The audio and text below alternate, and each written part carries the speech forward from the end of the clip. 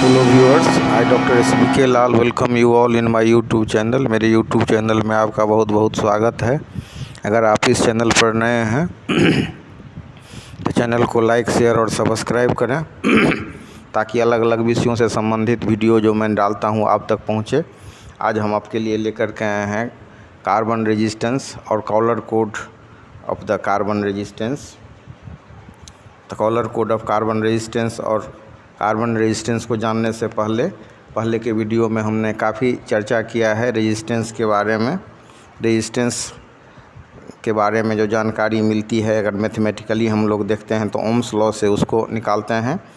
जैसे मतलब V is proportional to I होता है, potential difference is proportional to current, तो उसको हम लिखते हैं V is proportional to I और V is equal to RI। तो यहाँ जो R होता है वो होता है हमारा रेजिस्टेंस। तो इस हिसाब से हम इसको रेजिस्टेंस को जानते हैं। तो the proportionality constant R is called the resistance of the conductor. Ohm's law में also be expressed as V upon I is equal to R। तो इस हिसाब से विभवांतर और विद्युत धारा का अनुपात है रेजिस्टेंस। तो इसको जानने के बाद अब हम लोग चर्चा करेंगे रेजिस्टेंस के बारे में, कार्बन रेजिस्टेंस के बारे में। तो जो भी हमारा कॉमर्शियल रेसिस्टर्स है वो दो तरह के होते हैं। इसको हम कह सकते हैं the commercial resistors are of two major types. एक होता है वायर बाउंड रेजिस्टर्स और दूसरा होता है कार्बन रेजिस्टर्स। तो वायर बाउंड रेजिस्टर्स के बारे में हम कह सकते हैं कि these are made by winding the wires of an alloy like manganese, tungsten और नाइक्रोम और an insulating base on an insulating base. तो इसको इंसुलेटिंग बेस पर हम तैयार करते हैं वायर बाउंड रेजिस्टर को। और ये जो होता है एलॉय होता है बहुत सेंसिटिव होता है टेम्परेचर के लिए। This alloys are relatively insensitive to temperature but inconveniently large length is required for making a high resistance. अब अगर हाई पावर का रेजिस्टेंस हम बनाना चाहते हैं तो बहुत लंबे तार की आवश्यकता होगी, इसलिए व्यवहारिक रूप से प्रैक्टिकली ये बहुत लोकप्रिय नहीं हुआ।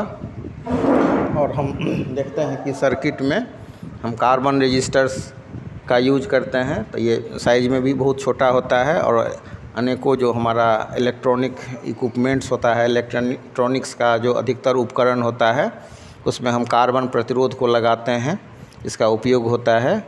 और इसका जो कोडिंग होता है, इस पर जो धारी सब होती है, पट्टी सब होती है, उसको हम कॉलर कोड के नाम से जानते हैं। और इसका जो पावर रेटिंग होता है W से होता है। तो बहुत लोकप्रिय है कार्बन रेजिस्टेंस, जिसको हम मतलब इस पर जो तो इसका जो मान प्राप्त होता है तो उस पर जो कॉलर कोड से होता है। तो इस हिसाब से हमारा हुआ कि commercial resistors are of two major types. One is wire bound resistors, these are made by winding the wires of an alloy like manganese, tungsten or nichrome on an insulating base. These alloys are relatively insensitive to temperature but inconveniently large length is required for making a high resistance. और दूसरा हो गया carbon resistors. They are made from mixture of carbon black clay and resin binder which is pressed and then molded into cylindrical rods by heating. The rods are enclosed in a ceramic or plastic jackets. The carbon resistors are widely used in electronic circuit of radio receivers, amplifiers, etc. They have the following advantages. They can be made with resistance values ranging from few ohms to several millions ohms. They are quite cheap and compact. They are good enough for many purposes. Color code of resistors. A color code is used to indicate the resistance value of a carbon resistor and its percentage accuracy. The color code is used throughout the world in पूरे दुनिया में इसका प्रयोग होता है। Collar code का बहुत popular है। इसमें अलग अलग जो मतलब इसमें स्ट्रिप सब होता है। फर्स्ट सिग्निफिकेंट फिगर होता है, सेकंड सिग्निफिकेंट फिगर होता है, उसके बाद थर्ड डेसिमल मल्टीप्लायर होता है, लास्ट धारी जो होता है वो टॉलरेंस का होता है। और कॉलर के हिसाब से अगर हम बात करें तो ब्लैक के लिए 0 होता है, ब्राउन के लिए 1 होता है, रेड के लिए 2 होता है, ऑरेंज के लिए 3, येलो के लिए 4, ग्रीन के लिए 5, ब्लू के लिए 6, वायलेट के लिए 7, ग्रे के लिए 8 और वाइट के लिए 9। तो इसको याद रखने में अगर आपको दिक्कत हो रही है तो एक वाक्य है, BB Roy of Great Britain had very good wife.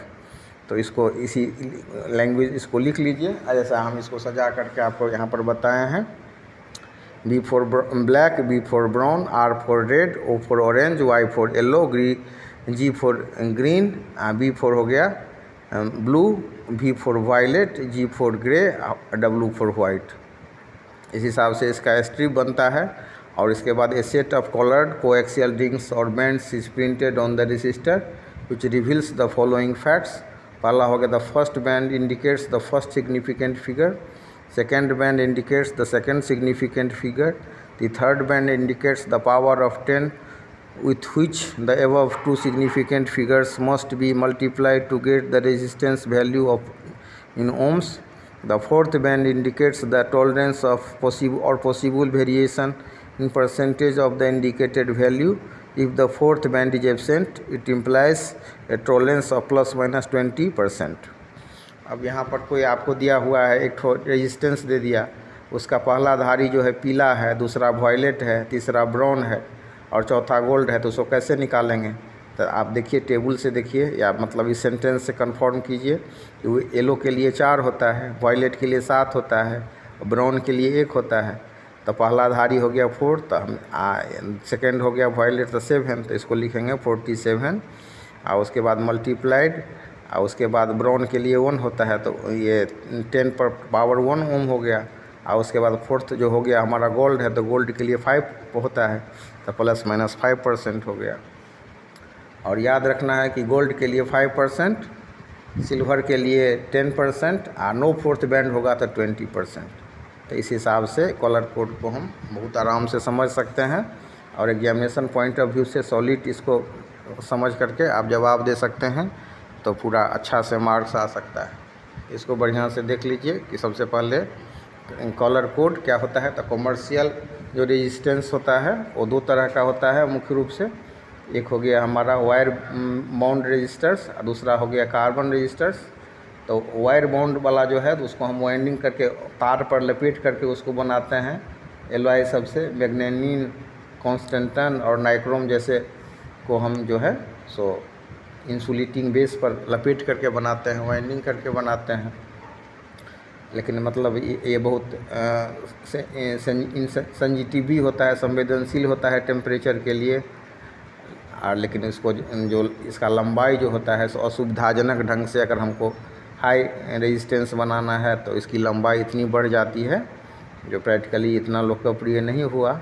और वहीं कार्बन रेजिस्टर्स जो है पूरे दुनिया में लोकप्रिय है। इसका छोटा सा साइज होता है, इसको जो बनाया जाता है so carbon black, clay, resin, binder सबको प्रेस करके और उसको मोल्ड कर दिया जाता है सिलेंड्रिकल रॉड में, और फिर उसको हीटिंग करके और उसके बाद ये रॉड को जो है सेरामिक या प्लास्टिक जैकेट में उसको इनक्लोज कर दिया जाता है। तो पूरे दुनिया में बहुत ही लोकप्रिय है। इसको आप बढ़िया से समझ सकते हैं। इस चित्र के माध्यम से हम बताने का कोशिश किए हैं और टेबल के माध्यम से। अधिकतर जो इलेक्ट्रॉनिक का हमारा उपकरण है उसमें कार्बन प्रतिरोध, जिसको हम अंग्रेजी में कार्बन रेजिस्टर कहते हैं, इसका उपयोग होता है। इसकी शक्ति सीमांक 1W या उससे कम की होती है। चूँकि इनका आकार छोटा होता है तो इनके प्रतिरोध R के मान को रंगीन संकेतों या कलर कोड से चिन्हित किया जाता है। यही कलर कोड को जो है सो आप रंग के हिसाब से आप समझ सकते हैं, उसको जान सकते हैं। जो काला के लिए 0 होता है, भूरा के लिए 1, लाल के लिए 2, नारंगी के लिए 3, पीला के लिए 4, हरा के लिए 5, नीला के लिए 6, बैंगनी के लिए 7, धूसर के लिए 8 जिसको ग्रे कहते हैं, और सफ़ेद के लिए 9। इस हिसाब से हम इसको समझ सकते हैं। तो इस पद्धति में सांख्यिक मान के लिए विभिन्न रंग के लिए का उपयोग होता है। और गहरे रंग से जो छोटी संख्याएं तो हल्के रंगों से बड़ी संख्याएं निरूपित की जाती हैं। और कार्बन प्रतिरोध के लिए कलर कोडिंग के लिए रंगीन पट्टी या धारी, स्ट्रिप्स या बैंड्स का प्रयोग होता है। इन धारियों को कार्बन प्रतिरोध के ऊपर कुचालक आवरण के बाएं किनारे पर बनाया जाता है। सबसे बाईं ओर की रंगीन धारी प्रतिरोध के संख्यात्मक मान का पहला अंक बताती है। उसके बगल की रंगीन धारी दूसरे अंक को बताती है। तीसरी रंगीन धारी दशमलव गुणक डेसिमल मल्टीप्लायर को बताती है, जिससे दोनों अंकों के बाद शून्यों की संख्या ज्ञात की जाती है। तो इस हिसाब से आप इसको बढ़िया से समझ सकते हैं। यहाँ हम एक रेजिस्टेंस दे करके भी इसका वैल्यू को निकाल दिए हैं। जैसे एक रेजिस्टेंस लिए जिसका एक येलो है, एक जो स्ट्रिप है, एक धारी, और दूसरा वायलेट है, तीसरा ब्राउन है और चौथा गोल्ड है। तो कैसे उसका हम मान निकालेंगे, आप उसको देख सकते हैं कि येलो के लिए 4 हो गया, वायलेट के लिए 7 हो गया। तो इसको हम लिखेंगे, आर का वैल्यू निकालेंगे तो आर हो जाएगा, R will be equal to 4 7। और उसके बाद ब्राउन के लिए 1 होता है तो गुने 10⁻1 ओम हो जाएगा। और गोल्ड के लिए होता है 5%, तो ±5% होगा। गोल्ड के जगह अगर सिल्वर होता तो ±10% हो जाता है। और इसमें अगर मतलब नो फोर्थ बैंड होता है तो ये 20% हो जाता है। तो इस हिसाब से हम इसको बढ़िया से समझ सकते हैं। और तो इस हिसाब से कॉलर कोड को, कार्बन रेजिस्टेंस को और कार्बन जो रेजिस्टेंस होता है उस पर जो कोड होता है उसको हमने समझा। और उससे पहले हम लोगों ने देखा कि रेजिस्टेंस क्या होता है। और रेजिस्टेंस से पहले हम लोग चर्चा कर चुके हैं विद्युत धारा का, तो सब कोरिलेटेड चीज़ है। तो सबसे पहले रेजिस्टेंस के बारे में, जो अगर रेजिस्टेंस की बात करें तो रेजिस्टेंस क्या होता है, it is the property by virtue of which a conductor opposes the flow of charge through it. It is equal to the ratio of the potential difference applied across the conductor to the current flowing through it. तो प्रतिरोध किसी पदार्थ का वह गुण है जो उससे होकर के धारा के प्रवाह का विरोध करता है। उस पदार्थ का विद्युत प्रतिरोध या केवल प्रतिरोध कहलाता है। किसी चालक का प्रतिरोध R, उसके सिरों के बीच विभवांतर V और उसमें प्रवाहित धारा I का अनुपात है। तो इस हिसाब से हो गया R बराबर V/I। तो इस हिसाब से हम रेजिस्टेंस को समझेंगे। अब रेजिस्टेंस को जो इलेक्ट्रॉनिक इक्विपमेंट में लगाया जाता है, पुराना जो आपका रेडियो सब है, उसमें देखेंगे कि पतला पतला रॉड टाइप का लगा हुआ होता है, उस पर लाल पीला धारी सब रहता है, काला। तो आपको होगा कि धारी क्यों होता है, तो निरर्थक बिना मतलब का नहीं होता है, वो कॉलर कोड होता है। और कॉलर कोड को हम इस टेबल के मदद से याद रख सकते हैं। और अगर टेबल के मदद से याद रखने में दिक्कत है तो उसके लिए हमने अभी बताया कि आप सेंटेंस को याद रख लीजिए कि मतलब B.B. Roy of Great Britain had very good wife. और इस हिसाब से alphabetically B for black, B for brown, R for red, O for orange, Y for